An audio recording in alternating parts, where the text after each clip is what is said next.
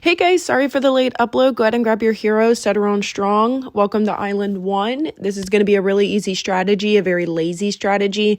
You're going to go ahead and start out with spamming wizards. We're going to make them all on strong so they target the rock balloons and the boss. Start it out as a 0-2-0. Upgrade to a 0-3-0 when you can, and then continue spamming these. You'll probably have to sell the back ones and continue building towards the front. If you're not familiar with this particular boss, it goes immune every 10 rounds to the different types of towers. So right now it's immune to primary, then it's going to go military, and then it's going to go magic. So we can continue spamming these magic monkeys until we end up hitting the magic, and then we're going to have to switch our strategy. And when we switch our strategy, we're going to switch to military and spam a bunch of the planes. And all of our planes are going to be 4-2-0. If you have the monkey knowledge, you can put them on Wing Monkey. This boss is not hard. It's one of my favorite bosses. The main thing you need to make sure that you're mindful of is putting strong tier towers in each type of the tower categories. So as it starts going immune and it starts going to the higher levels, you're able to hit the rock balloons and not have to continuously sell and rebuild in the different types of towers. At the beginning, you'll have to do that, but as you start getting tier 5 towers, T5 towers, then you'll be able to leave those out and continue building strong towers in each one. So after you get a T5 tower in one particular type of category, you should then turn around and start trying to build a strong T5 in another one. So then that way you're not having to consistently sell and you have a strong tower every time, no matter which one it switches to. So continue spamming these planes. All of them are going to be 4-2-0. Be mindful of what round you're on. Once it goes unimmune to the support, we'll want to start creating our first T5, which is going to be a spike, and we're going to make it a 2-5-0. Once you get a good amount of the planes, you can start building your spike and starting it out as a 2-4-0. You don't want to sell any of the planes yet and create the T5 because right now it's immune to support. So if you create the T5 now, it's not going to do any damage. All it's going to do is balloon cleanup for any of the extra balloons, but not the rock balloon or the boss. So the main thing is making sure you know which one you're on, which one it is immune to, so you know when to turn around and sell. Once it hits round 40, it's going to go immune to primary, so you can sell all of those planes and then quickly upgrade that T5 spike. The T5 spike is going to take the levels off very quickly because it is a very strong tower. And even though it's immune to primary now, since the spike is a very strong tower, we can go ahead and start preparing for a T5 ice monkey. It's good for balloon cleanup and for the boss. The helicopter is going to help move the ice monkey so we don't have to turn around and sell it.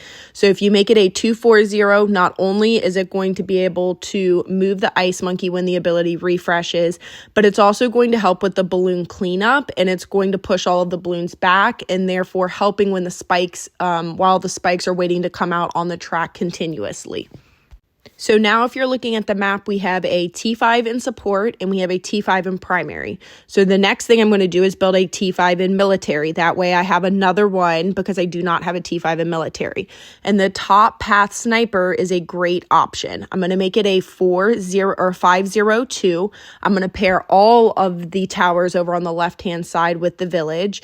And if you make it a 2-4-0 or a 2-5-0, you can use the ability and then it's going to buff those towers. I'm going to use a tech bot so I don't constantly have to click it every time that ability refreshes for the call of arms, but you don't have to. You can just wait till it refreshes and then go ahead and do it. So now if you look, we have a strong T5 in primary, we have one in military, and we have one in support. Before we start preparing for the Paragon, after we upgrade our village, I'm going to take advantage of all of the towers within range of the village because every time that ability refreshes and you use the Call of Arms, it's going to buff the towers. So we might as well go ahead and upgrade our plane as well. And so you can just let this speed forward, upgrade when you can. And the only other thing is trying to move the Ice Monkey within range of the boss.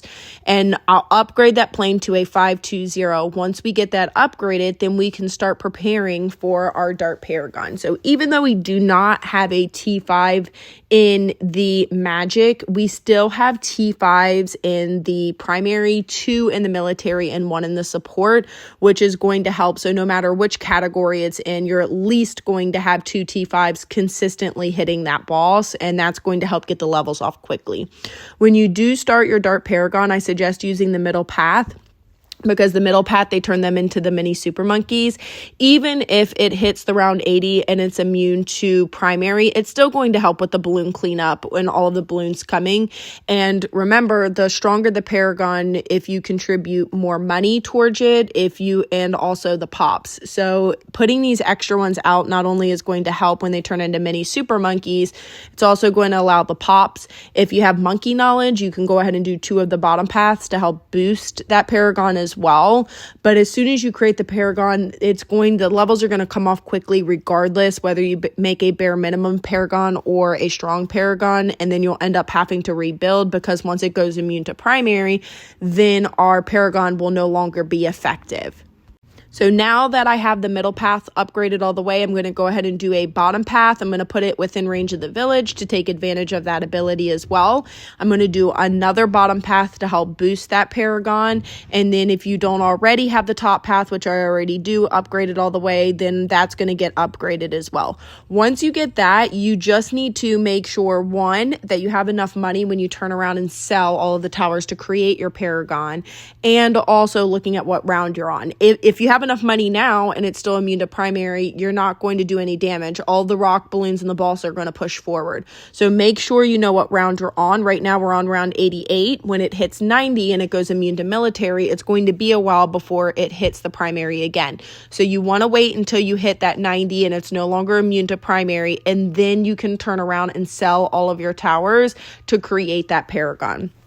After you get that Paragon created, I suggest leaving it on slow, because the levels are going to come off really quickly. I would not really contribute any extra money, because you need money to start rebuilding quickly on the towers. I would start with the T5 spike top path, because that's going to help as well. And when you do that, you can put it on automatic, so then those spikes go wherever the back end of the map or wherever it's closest to the exit, and that's where it will end up going. And then rebuilding the other towers as well too. So I do 2 of the spikes, and then you compare them with the village and go ahead and do the call of arms again and upgrade. That way the ability is going to refresh as well. You're going to see me put out several other towers as well. You can do military. Basically, you want to do any other tower apart from primary, because the Paragon's out there for primary, and that's going to be your strongest tower. And as soon as it hits 120, it's going to go immune to primary again. Therefore, the Paragon is going to be no longer effective, at least for the rock balloon aspect and the boss. The other one I'm going to do is the Beast Handler, and if you're not familiar with the Beast Handler, you have to merge them. So you need 4 total, and then as you start upgrading them to T4s, you merge them into 1, and then you go back to that original one that you're merging them all with to create a T5. So I'm going to do the top path because we have a lot of water, and you can move it wherever you want as well, and it's going to grab a lot of those mobs as too. So I'm going to make it a 5-0-0, and then throw out whatever other towers that you want. Feel free to modify this strategy. I didn't realize Boss Rush was going right now, and so I came in super late, and we already defeated Island 1, so this is my first attempt at this boss. So feel free to modify if you want to go for a more extreme round, but if you're just looking to finish Island 1 quickly, you can go ahead and use this, and it's a guaranteed 120. If you defeat it quickly, you can rebuild your Dart Paragon towards the back end. All you need to do is get to 130, and then it's going to go unimmune to primary again. That way you can go ahead and rebuild. But that's it. If you want to support me in-game, my in-game creator code is mthegoddess, just like my YouTube channel. Truly appreciate each and every one of you. Make sure you drop a like and subscribe if you haven't already. And I hope you guys all have an amazing Thursday. Bye, guys.